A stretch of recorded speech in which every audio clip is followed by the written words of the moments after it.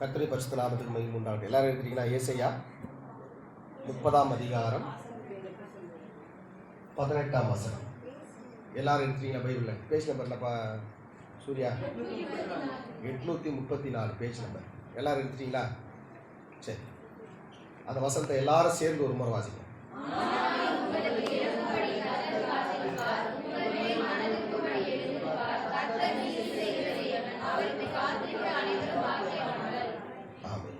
கர்த்தருடைய பரிசுத்த நாமத்துக்கு மகிமை உண்டாகட்டும். இதில் இறங்கும் கர்த்தர் அப்படிங்கிற தலைப்பில் பார்த்தோம், மனதுருகும் கர்த்தர் அப்படிங்கிற தலைப்பில் பார்த்தோம், நீதி செய்கிற தேவன் அப்படிங்கிற தலைப்பில் பார்த்தோம். இன்றைக்கு கர்த்தருடைய பரிசுத்த நாமத்துக்கு மகிமை உண்டாகட்டும். அவருக்கு காத்திருக்கிற அனைவரும் பாக்கியவான்கள் அப்படிங்கிற தலைப்பில் நம்ம இன்றைக்கு பார்க்க போகிறோம். அவருக்கு காத்திருக்கிற அனைவரும். அப்ப கர்த்தருக்கு காத்திருக்கிற அனைவரும் பாக்கியவான்கள். பக்கத்தில் இருக்கிறவங்க பார்த்து சொல்லுங்க, கர்த்தருக்கு காத்திருக்கிற நீங்கள் பாக்கியவான்கள். கர்த்தருக்கு காத்திருக்கிற நீங்கள் பாக்கியவான்கள். கர்த்தருக்கு காத்திருக்கிற நீங்கள் பாக்கியவான்கள். அல்லேலூயா. இன்னைக்கு உலகத்துல மனுஷன் எல்லா காரியத்துக்கும் காத்திருக்கிறான்.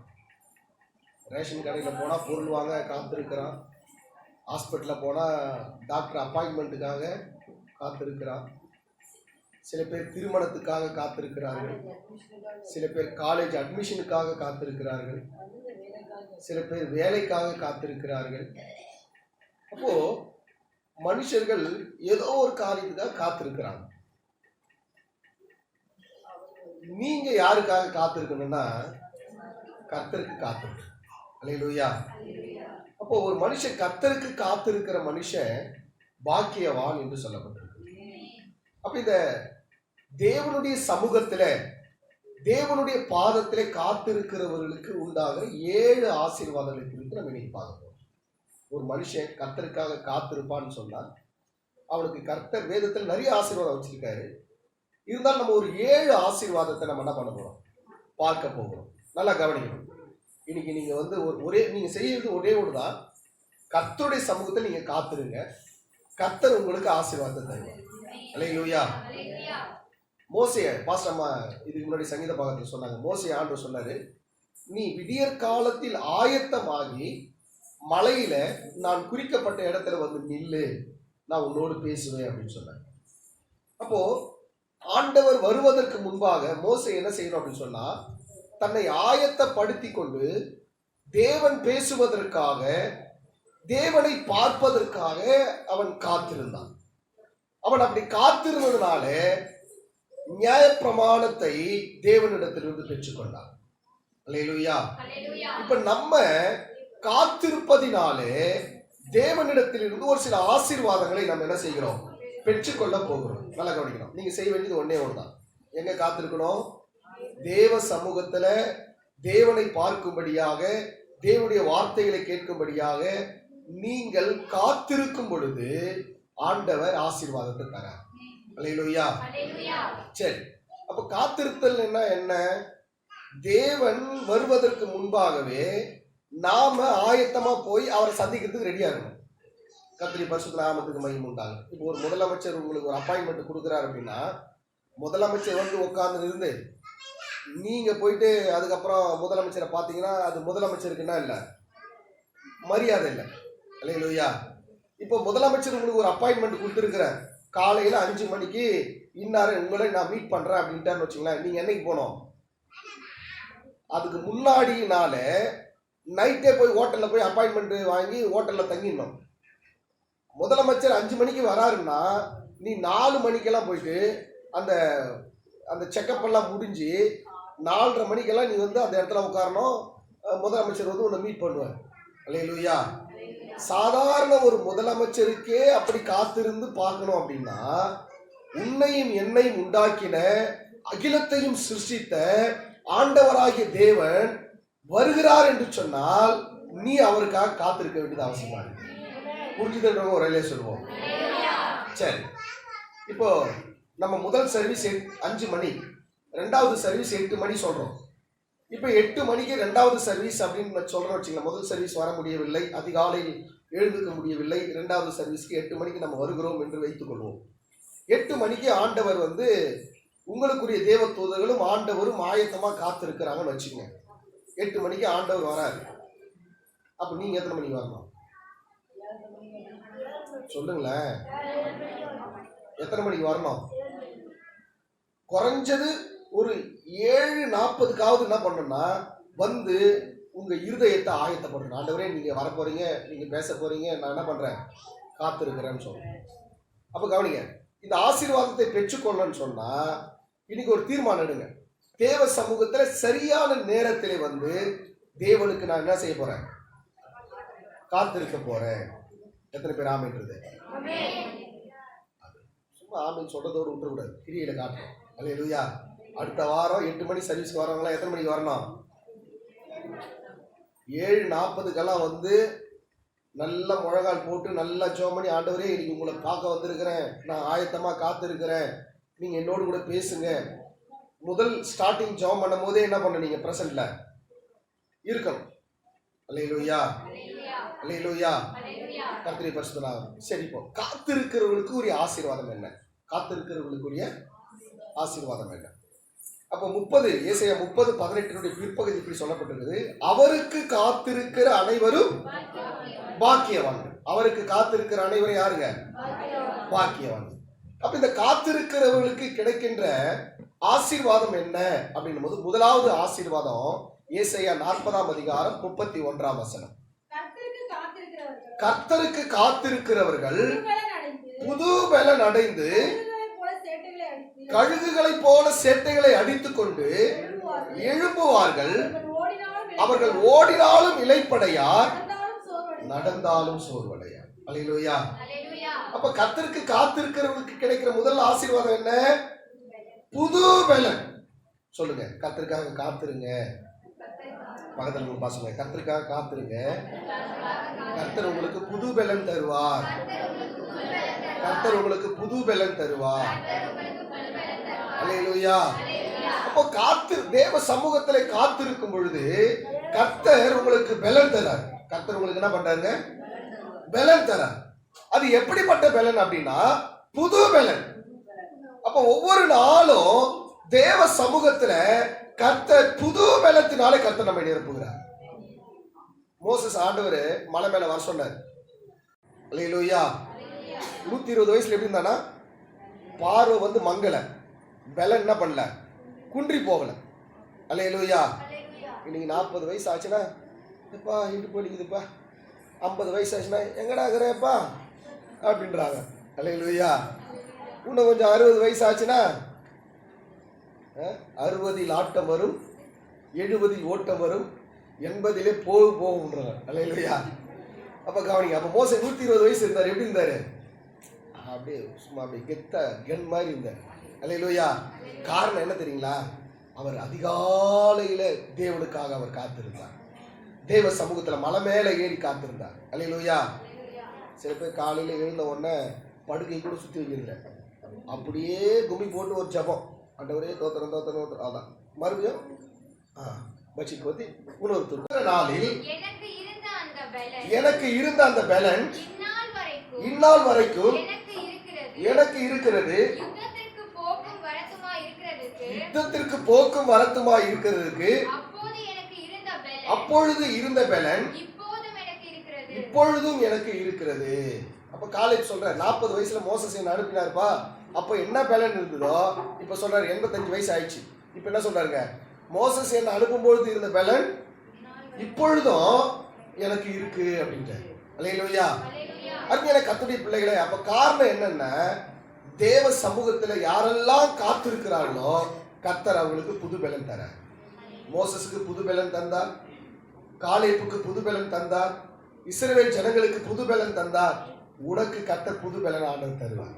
அல்லேலூயா, அல்லேலூயா.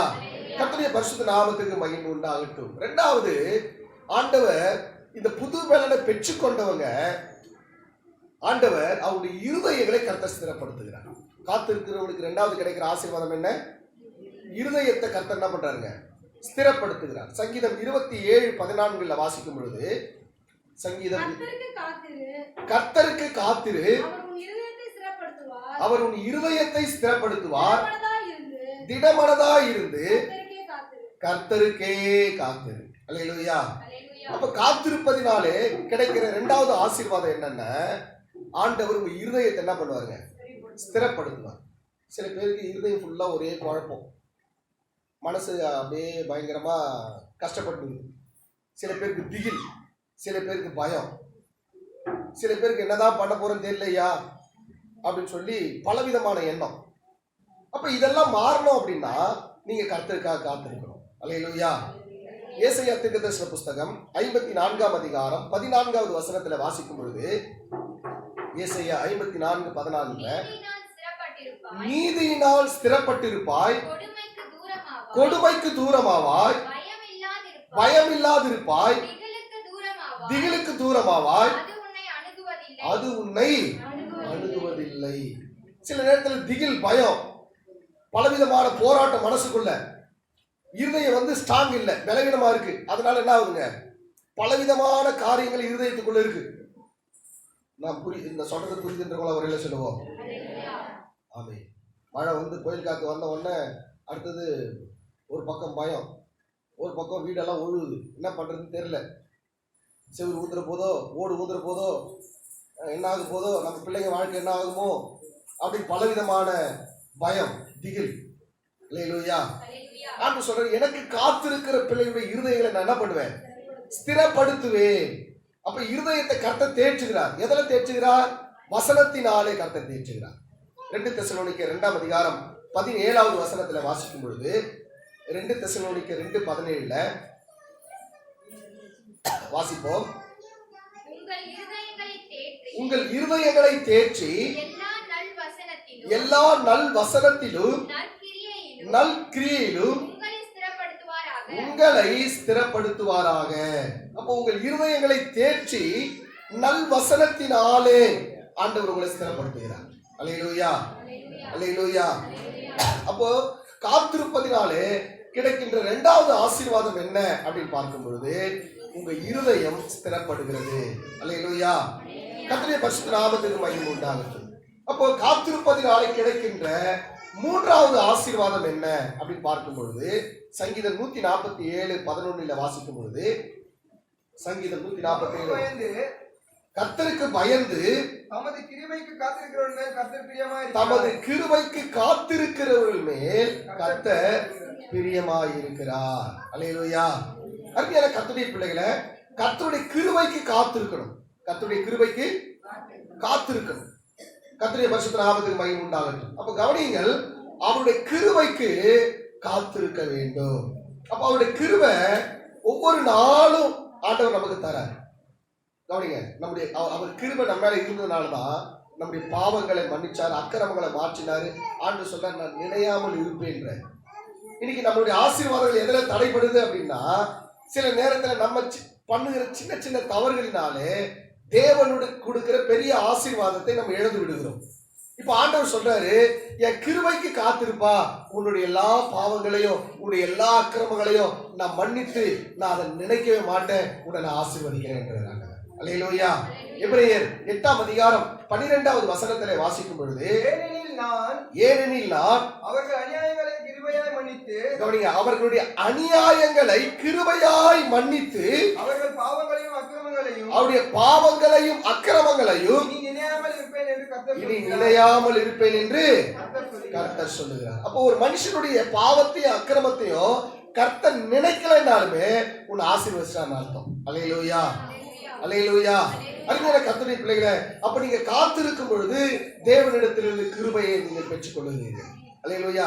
சில பேர் என்ன பண்றாங்க, இந்த கிருபையை போக்கடிச்சுறாங்க. பொய்யான மாயை பற்றி கொண்டு தங்களுக்கு வருகிற கிருபைகள் என்ன பண்றாங்க, சில பேர் போக்கடிக்கிறார்கள். அருமையான கர்த்தருடைய பிள்ளைகளை, அப்படி இல்லாதபடிக்கு நம்ம தேவ சமூகத்துல நம்ம கிருபையை நம்ம பற்றிக் கொள்ளணும். அல்லேலூயா. யோனாக்கு ஆண்டவர் கிருபை கொடுத்திருந்தார். ஆனா இவர் என்ன பண்ணாரு, ஆண்டவர் யோனாவை எங்க போக சொன்னாரு, நினிவேக்கு போக சொன்னா அவர் எங்க போயிட்டாருங்க, தர்ஷீஷுக்கு போயிட்டாரு. அப்ப அவனுடைய கிருபையை வீணா போக்கடிச்சிட்டார். கர்த்தருடைய பரிசுத்த நாமத்துக்கு யோனா 2:8 வாசிக்கும் பொழுது, பொய்யான மாயையை பற்றிக் கொள்ளுகிறவர்கள் தங்களுக்கு வரும் கிருபையை போக்கடிக்கிறார்கள். அல்லேலூயா. அப்போ உண்மையான தெய்வத்தை நம்ம ஆராதித்துக் கொண்டிருக்கிறோம். அப்போ காலையில நம்ம ஆயத்தமாகி அவருடைய சமூகத்துல காத்திருக்கும் பொழுது ஆண்டவர் கிருபையினாலே நம்மை நிரப்புகிறார். அல்லேலூயா. 2 தீமோத்தேயு 1:9 நம்ம வாசிக்கும் பொழுது, 2 தீமோத்தேயு 1:9 வாசிப்போம். அவர் நம்முடைய கிரியைகளின்படி நம்மை ரட்சிக்காமல் தம்முடைய தீர்மானத்தின்படியும் ஆதி முதல் கிறிஸ்து இயேசுவுக்குள் நமக்கு அருளப்பட்ட கிருபையின்படியும் நம்மை ரட்சித்து பரிசுத்த அழைப்பினாலே தேவன் நம்மை அழைத்திருக்கிறார். அல்லேலூயா. அப்ப நம்முடைய கிரியையினாலே ஆண்டவர் ரட்சிக்கல, அவருடைய கிருபையினாலே நம்ம ரட்சித்திருக்கிறார். அல்லேலூயா. அல்லேலூயா. அப்ப நம்முடைய கிரியைகள் எல்லாம் அழுக்கான கந்தை. ஆண்டவருக்கு முன்னாடி நம்ம போய் நிற்கும் போது நம்மளால ஆண்டவர் நம்மளை நீதிமானாக்குனாரா? இல்ல. கிரியையினால நீதிமானாக்குனாரா? இல்ல. நீதிமானா மாற முடியல. அருமையான கர்த்தருடைய பிள்ளைகளை, ஆண்டவர் கிருபையினாலே நம்ம நீதிமானாய் மாற்றி இருக்கிறார். அல்லேலூயா. அல்லேலூயா. அப்போ கர்த்தருக்கு காத்திருப்பதினாலே ஒன்று புது பலன் கிடைக்குது. கர்த்தருக்கு காத்திருப்பதினாலே இருதயத்தை ஸ்திரப்படுத்துகிறார். கர்த்தருக்கு காத்திருப்பதினாலே கிருபையை ஆண்டவராகிய தேவன் தருகிறார். அல்லேலூயா. 4வது, கர்த்தருடைய பரிசுத்த நாமத்துக்கு மகிமை உண்டாகட்டும். கர்த்தருக்கு காத்திருக்கும் பொழுது பூமியை சுதந்தரிக்க கர்த்தர் உதவி செய்கிறார். அல்லேலூயா. சங்கீதம் 37:9 ஒரு வசனத்தை வாசிப்போம். 37:9. பொல்லாதவர்கள் அறுப்புண்டு போவார்கள், கர்த்தருக்கு காத்திருக்கிறவர்களோ பூமியை சுதந்தரித்துக் கொள்வார்கள். அல்லேலூயா. வாடகை வீட்டுல யாரெல்லாம் இருக்குது? வாடகை வீட்டுல ஆமே, அவங்க எல்லாம் பூமியை சுதந்தரிக்க போறீங்க. அல்லேலூயா. ஐயா, இடம் இருக்குது, வீடு சரியா இல்ல, ஆண்டவர் நல்ல வீடு கட்ட உதவி செய்வார். எப்போ? கர்த்தருக்காக காத்திருக்கும் போது. அல்லேலூயா. கர்த்தருக்காக காத்திருக்கும் போது கர்த்தர் நம்முடைய தேவைகளை எல்லாம் கர்த்தர் என்ன பண்ணுவாங்க? பூர்த்தி செய்வாங்க. ஆபிரகாம் கர்த்தருக்காக காத்திருந்தான். ஆண்டவர் சொன்னாரு, பூமி உன்னால எவ்வளவு நடக்க முடியுமோ அவன் நடப்பான். நீ நடக்கிற பூமியை நான் உனக்கு என்ன பண்றேன்? சொந்தமா தரேன். வடக்கே கிழக்கே மேற்கே தெற்கே எவ்வளவு தூரம் நடக்க முடியும் நட அப்படின்னு. அல்லேலூயா. அவர் நடந்த பூமி தான் கானான் தேசம். புரியுதுல உங்களுக்கு? ஆண்டவர் கானான தரேன் எதுக்கு தரேன்னாருங்க? ஆபிரகாம் நடந்தார் அந்த பூமியில. அல்லேலூயா. அவர் எவ்வளவு தூரம் நடந்தாரோ அவ்வளவு தூரம் இஸ்ரவேலுடைய எல்லைகளாக இருந்தது. அல்லேலூயா. அப்ப கவனிங்க, விசுவாசத்தோடு நடந்தார். அவர் நடந்த பூமி எல்லாம் கர்த்தர் அவருக்கு சொந்தமா கொடுத்தார். வேதம் சொல்லுகிறது, ஆபிரகாம் வெள்ளியும் பொண்ணும் உடைய சீமானா இருந்தானா. அப்ப கவனிங்க, அவன் கர்த்தருக்காக காத்திருந்தான். அப்ப காத்திருக்கும் பொழுது கர்த்தர் பூமியை சுதந்திரமாய் கொடுத்தார். அதுல சங்கீதம் 37:11 வாசிக்கிறோம். சாந்த குணமுள்ளவர்கள் பூமியை சுதந்தரித்து மிகுந்த சமாதானத்தினால் மனமகிழ்ச்சியா இருப்பார்கள். அப்ப கர்த்தருக்காக காத்திருக்கும் பொழுது கவனிங்க, உங்க இருதயம் எப்படி மாறுது அப்படின்னா சாந்தமா மாறுறீங்க. ஆண்டவர் மோசஸ் இருக்கிறதுலயே ரொம்ப கோபக்காரர். அல்லேலூயா. இந்த கோபத்தை மாத்துறதுக்குன்னு ஆண்டவர் 40 வருஷம் ஆட வைக்க விட்டார். ஆண்டவர் அதுக்கப்புறம் சாட்சி சொன்னார், மோசஸ் போல சாந்தம் உள்ளவன் பூமியில இல்ல. மோசஸ் ரொம்ப சாந்த சொருடி இருந்தார். ஆனா ரொம்ப கோபக்காரர் யார் தான்? மோசஸ் தான். கொலை பண்ணிட்டாரு. அல்லேலூயா. கொலை பண்ணிட்டு தான் ஓட்டாரு. ஆனா 40 வருஷம் ட்ரைனிங் கொடுத்துட்டு மறுபடியும் ஆண்டவர் எகிப்துக்கு கொண்டு வரும்பொழுது மோசஸை பார்த்து ஆண்டவர் சொன்னாரு, மோசஸை போல சாந்தம் உள்ளவன் ஒருத்தனை இல்லை அப்படின்ட்டார். அல்லேலூயா. அப்ப பூமியை சுதந்திரித்துக் கொள்ளணும்னு சொன்னா என்ன வேணும்? சாந்தம் வேணும். நீங்க நல்ல ஒரு உங்களுடைய சுபாவம் சாந்தம் உள்ள சுபாவமா மாறணும். வேதம் சொல்றது சங்கீதம் 37:22 வாசிக்கும் பொழுது, அவரால் ஆசீர்வதிக்கப்பட்டவர்கள் பூமியை சுதந்தரித்துக் கொள்வார்கள். அப்ப அவரால் ஆசீர்வதிக்கப்பட்டவர்கள். அதுலயே 29வது வசனம் வாசிக்கலாம். நீதிமான்கள் பூமியை சுதந்தரித்துக் கொண்டு என்றைக்கும் அதிலே வாசமாய் இருப்பார்கள். அல்லேலூயா. அப்ப நீதிமான்கள் பூமியை சுதந்தரித்துக் கொண்டு அதுல என்ன பண்ணுவாங்களாம்? 34வது வசனம் வாசிக்கலாம். நீ கர்த்தருக்கு காத்திருந்து அவருடைய வழியை கைக்கொள், அப்பொழுது நீ பூமியை சுதந்தரித்துக் கொள்வாய். அல்லேலூயா.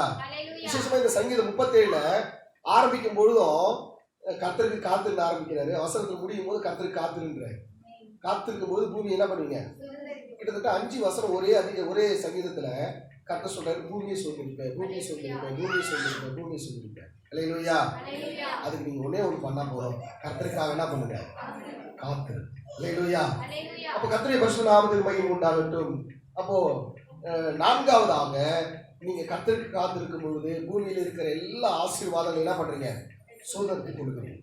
கர்த்தருடைய பரிசுத்த நாமத்துக்கு மகிமை உண்டாகட்டும். எபிரேயர் 6ஆம் அதிகாரம் 15வது வசனத்துல வாசிக்கும் பொழுது, அந்தபடியே அவன் பொறுமையாய் காத்திருந்து வாக்குத்தத்தம் பண்ணப்பட்டதை பெற்றுக்கொண்டான். ஆபிரகாமை குறித்து ஆண்டவர் சொல்றாரு, அவன் வாக்குத்தத்தத்தை ஆண்டவர் கொடுத்துட்டார். பூமியை சுதந்தரிப்பா, உன் சந்ததி என்ன பண்ணும்? கடற்கரை மணலை போல, வானத்து நட்சத்திரங்களை போல, பூமியின் துகளை போல இருக்கும் அப்படின்னு சொல்லி பிளஸ் பண்ணிட்டார். அல்லேலூயா. ஆனா இது பிளஸ் பண்ணும்போது அவருக்கு என்ன இல்ல? குழந்தை இல்லை. அல்லேலூயா. வாக்குத்தத்தம் கிடைச்சிச்சு. ஆண்டவர் சொல்றாரு, நான் உன்னை ஆசீர்வதிக்கவே ஆசீர்வதித்து உன்னை பெருக பண்ணுவேன். அதான் வாக்குத்தத்தம். வாக்குத்தத்தம் கொடுத்துட்டாரு. அந்த வாக்குத்தத்தத்தை கொடுத்துட்டு 3 பிளஸிங் சொன்னாரு. வானத்து நட்சத்திரம், கடற்கரை மணல், பூமியின் துகள். ஆண்டவர் அதே போல 3 சந்ததியை கொடுத்தாரு ஆபிரகாமுக்கு. அல்லேலூயா. அல்லேலூயா. ஆகாருக்கு பிறந்தவங்க இஸ்மவேலர். மணல்ல தனையாய் மாறினாங்க. கர்த்தருடைய பரிசுத்த நாமத்துக்கு மகிமை உண்டாகட்டும். சாராளுக்கு வானத்து நட்சத்திரங்களை போல ஈசாக்கின் சந்ததியை கர்த்தர் பெருக செஞ்சார். கேத்துரால் சந்ததி பூமியின் மணலை போல கர்த்தர் பெருக செய்தார். கர்த்தருடைய பரிசுத்த நாமத்துக்கு மகிமை உண்டாகட்டும். அருமையான கர்த்தருடைய பிள்ளைகளை, கர்த்தர் நமக்கு என்ன வாக்குத்தத்தம் கொடுத்தாரோ அதை நிறைவேற்ற வல்லமையுள்ளவராக இருக்கிறார். அல்லேலூயா. இந்த வருஷம் முதல்ல உங்களுக்கு என்ன வாக்குத்தத்தம் கொடுத்தாரு? ஞாபகம் இருக்குங்களா? ஆமாம், சொல்லுங்க பாப்போம்.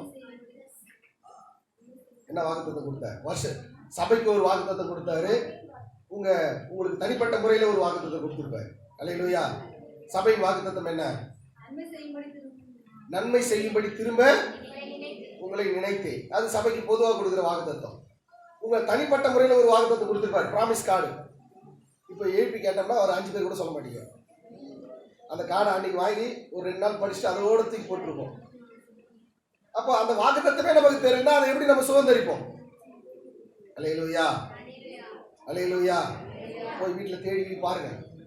ஆமென். கையில் வச்சுக்கிறாங்க சிஸ்டர். சரி, கர்த்தர் நல்லவன். அல்லேலூயா.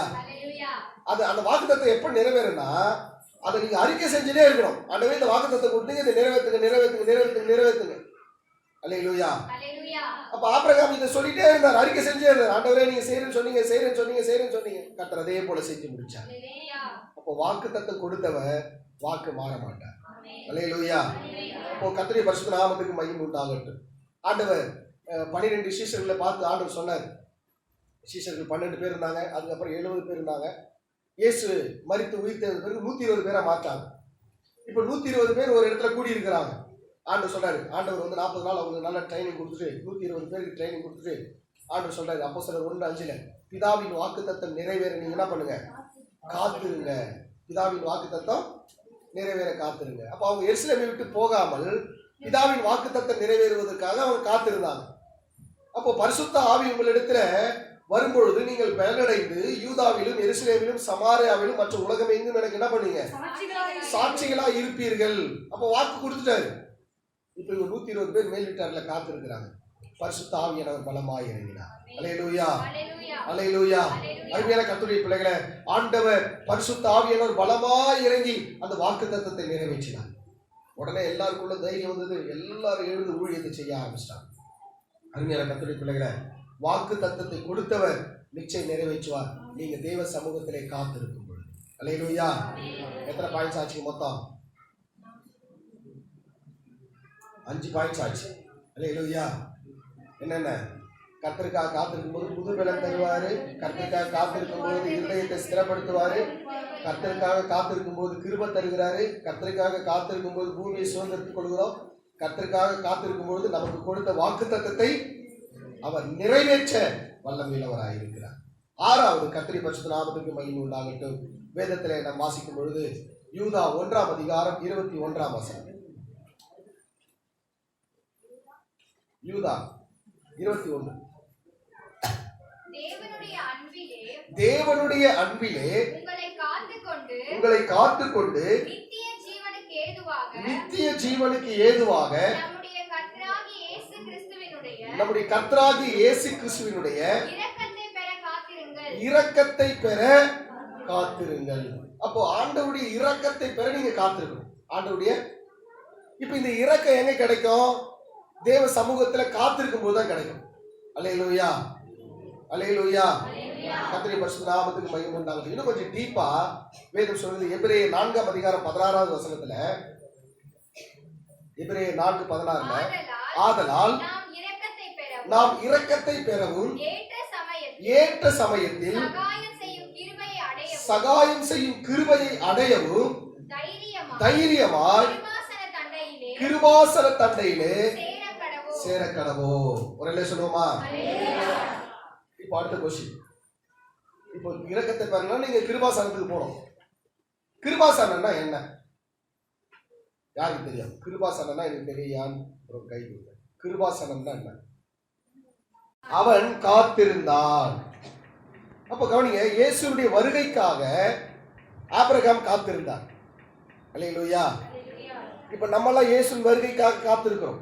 இயேசுடைய வருகைக்காக ஆண்டவர் சொன்னார், நான் போகிறேன், உங்களுக்காக ஒரு ஸ்தலத்தை ஆயத்தம் பண்றேன், நான் இருக்கும் இடத்தில் நீங்களும் இருக்கும்படி நான் வந்து உங்களை என்ன பண்றேன்? என்னிடத்தில் சேர்த்துக் கொள்கிறேன். அப்போ இயேசுடைய ஆண்டவராக இயேசு கிறிஸ்துடைய அந்த அஸ்திபார நகரத்திற்கு பழைய ஏற்பாட்டு பரிசுத்தவான்கள் எல்லாம் கூட காத்திருந்தாங்க. நீங்கள் நானும் இயேசுடைய வருகைக்கு என்ன பண்றோம்? காத்திருக்கிறோம். கர்த்தருடைய பரிசுத்த லூக்கா 12ஆம் அதிகாரம் 36 வசனம் ஒன்று வாசிங்க. லூக்கா 12:36.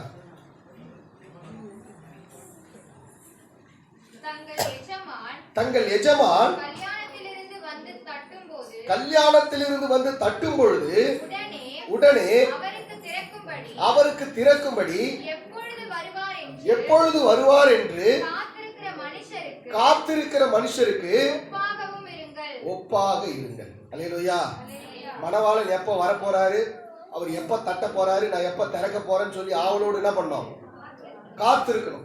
இயேசு சொன்னார், நான் போறேன், உங்களுக்காக ஸ்தலத்தை ஆயத்தப்படுறேன், ஆயத்தப்பட்டு திரும்ப வந்து உங்களுக்கு கூட்டு போறேன்னாரு.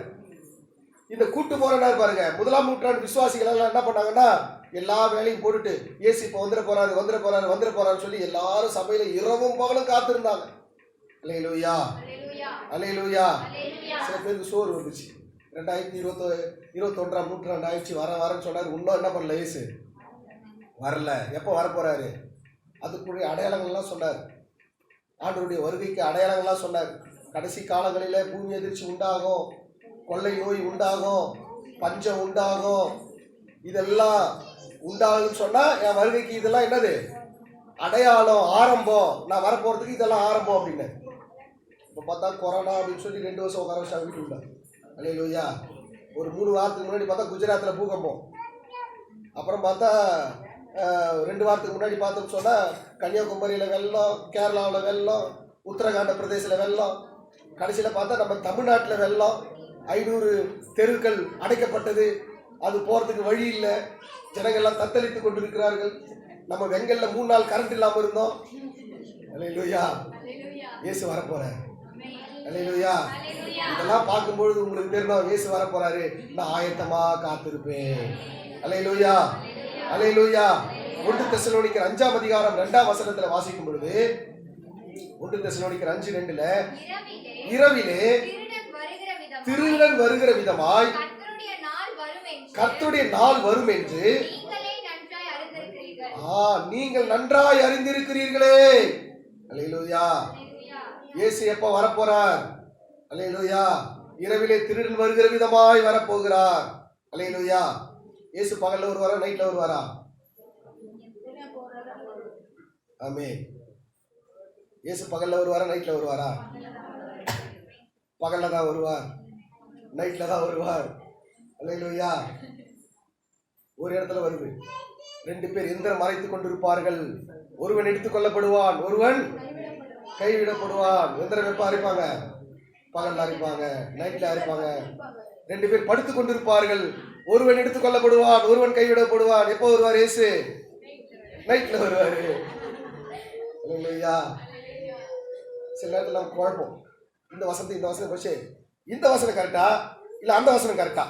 ஆண்டு சொல்றாரு, திருடனை போல வரன்ற. நைட்ல தான் திருட வருவான், நைட்ல வராரு. இங்க 2 பேரும் எந்த ராத்திரி பகல்ல தான் வேலை செய்வாங்க, பகல்ல தான் வயல்ல இருப்பாங்க. இது பகல். இப்ப இந்த வசனம் உண்மையா, இந்த வசனம் உண்மையா? அல்லேலூயா. நான் சொல்றேன் 2 வசனமும் உண்மை. அல்லேலூயா. இப்ப இங்க எல்லாம் உட்காந்து நம்ம காலையில காலை வேலையில ஆண்டவர் ஆராதிச்சுக்கிறோம். அமெரிக்கால தூங்கி நிற்பான் நேரம். நைட்டாங்க அமெரிக்கால இப்ப என்னதுங்க,